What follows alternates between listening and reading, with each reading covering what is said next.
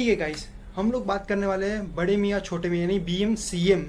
के box office collection और उसके रिव्यू के बारे में। तो पहले रिव्यू के बारे में बात कर लेते हैं। तो मूवी ओवरऑल जो है काफ़ी मिक्स्ड रिव्यूड उसके आए हुए हैं, और जहाँ तक बात की जाए तो स्टोरी लाइन भी उतनी लग नहीं रही है। जहाँ पे इसका मेन जो था वो गोल था कि वो एक्शन ड्रामा पेश करे, जो एक्शन ड्रामा वो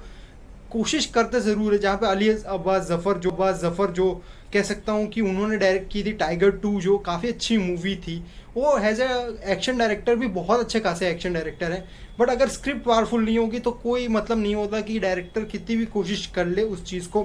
एक्शन को निखार नहीं पाते। जहाँ पे कहीं ना कहीं मैं ये ज़रूर कहूँगा कुछ जगहों पे कम VFX का इस्तेमाल किया गया है। जहाँ पे VFX का इस्तेमाल किया गया वो अच्छा एक्शन नहीं दिख रहा था। यहाँ पे कुछ जगह पे आपको ज़रूर दिखेगा कि ये VFX उतना अच्छा खासा इस्तेमाल नहीं किया गया हुआ है, बट जहाँ पे एक्शन वैसे मेन हैंड टू हैंड है वो अच्छा खासा दिखाने की कोशिश की गई हुई, जो मैं कहूँगा दोनों बड़े एक्टर्स ने दोनों ने अच्छा खासा उसे कोशिश की उन्होंने अपने आप को मतलब कि उसमें पेश करने की। जहाँ पे अक्षय कुमार और टाइगर श्रॉफ दोनों ही एक एक्शन हीरो के रूप में काफ़ी हद तक हमें नज़र आते ही हैं, और उन्होंने अपने एक्शन के सीक्वेंस में बहुत अच्छा खासा दिखाने की कोशिश की। बट कहीं ना कहीं मैं कहूँगा स्क्रिप्ट उतनी स्ट्रॉन्ग वे में नहीं करती, जहाँ पे कैरेक्टर्स को स्पेस नहीं देने को मिलता है। जहाँ पे कह सकते हैं कि हम लोग कह सकते हैं पब्लिक को टाइम नहीं मिल रहा है कैरेक्टर्स को समझने का। जहाँ पे फटाफट कहानी भागती रहती है, वहाँ पे उसका एक मेन यही रीज़न कि हमें दोनों के कैरेक्टर्स को देखने का यानी कि समझने का मौका नहीं मिल रहा है। जहाँ पे एक्शन सीक्वेंस आके चली जा रही है, जहाँ पे cut to cut action sequence जो काफ़ी हद तक बहुत ऐसे जैसे सलाद की तरह काटते हैं, वैसे के एक्शन सीक्वेंस को भी काफ़ी हद तक हर जगह पे काटा हुआ है, जो मैं कहूँगा उतना अच्छा खासा नहीं लगता। जहाँ पे मेरी एक्सपेक्टेशन ये थी कि मूवी जब एक्शन ड्रामा आप दो बड़े अच्छे एक्शन स्टार्स को लेके आ रहे हो, वो चीज़ आप रिप्रेजेंट करके दिखाओ कि उनके एक्शन सीक्वेंस पुरानी मूवी से कैसे बेटर हो सकते हैं, जो वो हर एक मूवी में नहीं सेम टू सेम चीज़ें नहीं कर सकते। जहाँ पे मैं ज़रूर कहूँगा कि अपनी कॉमिक वाइज पीस में लेके आने की कोशिश करते हैं, जो अच्छी बात होती है क्योंकि वो ऐसे एक ऑलराउंडर एक्टर हैं, उन्हें पता है कि कॉमेडी सीन्स कहाँ पे इस्टेब्लिश करने चाहिए। बट कहीं ना कहीं मैं कहूँगा कि वो डायलॉग जो है उनकी कमज़ोरी हो जाती है, जो कहूँगा कि काफ़ी हद तक कैरेक्टर्स को वही चीज़ डेवलपमेंट में लेके आने के लिए वो डायलॉग ही मेन चीज़ होती है। जहाँ पे वो डायलॉग्स बहुत ही खासे अच्छे खासे मैं कहूँगा क्रिंज टाइप लगते हैं, जो काफ़ी हद तक समझने में पब्लिक को ये लगता है कि कैरेक्टर सोच रहा है क्या करना चाहता है, वो समझ नहीं पाते और पब्लिक उस कैरेक्टर को समझने में मुश्किल पड़ती है। जब मैं कहूँगा फर्स्ट के 10 मिनट्स के 20 मिनट्स के आजू बाजू के जो सीक्वेंस है वो काफ़ी अच्छी खासी है, मतलब कह सकते हो कि काफ़ी हद तक वो कैरेक्टर्स को तब एंट्री सीन्स के बारे में बात की जाए तो अच्छा खासा मुझे लगा नहीं, क्योंकि एंट्री सीक्वेंस में वो एक मिलिट्री फोर्स के हिस्से वाले हैं, जहाँ पे उन्हें एक बेटर वे ऑप्शंस आप दे सकते हैं, जहाँ पे उन्हें आपने गन्स नहीं दी ना कुछ प्रोवाइड किया हुआ है, बट वो कहीं ना कहीं फाइटिंग सीक्वेंस से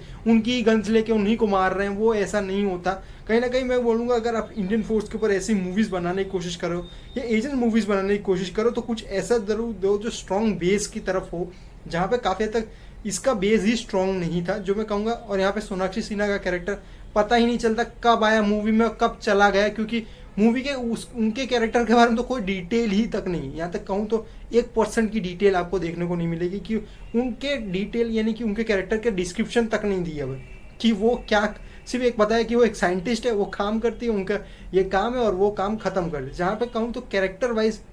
मूवी अपने आप को उतना स्टैंड अलोन नहीं करती, जहाँ पे दोनों एक्शन हीरोज़ को अच्छा खासा आप इस्टेब्लिश करने की कोशिश कर सकते थे, मूवी अपने आप को और अच्छे खासे पेज पे ले जा सकते थे, बट वो चीज़ें काफ़ी हद तक मैं कहूँगा डायलॉग वाइज कमज़ोर पड़ गई, स्क्रिप्ट वाइज कमज़ोर पड़ गई। जहाँ पे दोनों ने बहुत अच्छे खासा मैं कहूँगा दोनों ने बहुत कोशिश की। अगर डायलॉग स्ट्रॉन्ग्स होते, स्क्रिप्ट एक बेस अच्छी खासी लेवल पे होती, तो काफ़ी हद तक दोनों की एनर्जी हमें देखने को मिल सकती थी, क्योंकि दोनों एक एक्शन हीरो है, दोनों को पता है कि कैसे एक्शन किया जाता है, और दोनों ही बहुत अच्छे एक्शन एक्टर भी हैं, तो उन्हें काफ़ी हद तक इन्हें पता है कि क्या करना है। पर वही चीज़ मैं कहूँगा काफ़ी हद तक दोनों के ब्रो रोमांस केमिस्ट्री को भी मिसिंग लगती है वो पार्ट, जहाँ पे कह सकते हो कि अगर आप दो बड़े स्टार्स को लेके आ रहे हो और दो स्टार्स के बीच में आपको केमिस्ट्री इस्टेब्लिश करनी है, तो वो ब्रो रोमांस जो मैं बोलूँगा वो काफ़ी कम दिखता है यहाँ पर, जहाँ पे दोनों की वो डायलॉग वाइज ही इसके वजह से कमी लगती है, क्योंकि कैरेक्टर्स को जब तक डायलॉग स्ट्रॉन्ग नहीं होगा, स्क्रिप्टिंग स्ट्रॉन्ग नहीं होगी, तो वो कैरेक्टर्स को वो चीज़ें डाउन कर देती है। जहाँ पे मैं कहूँगा कि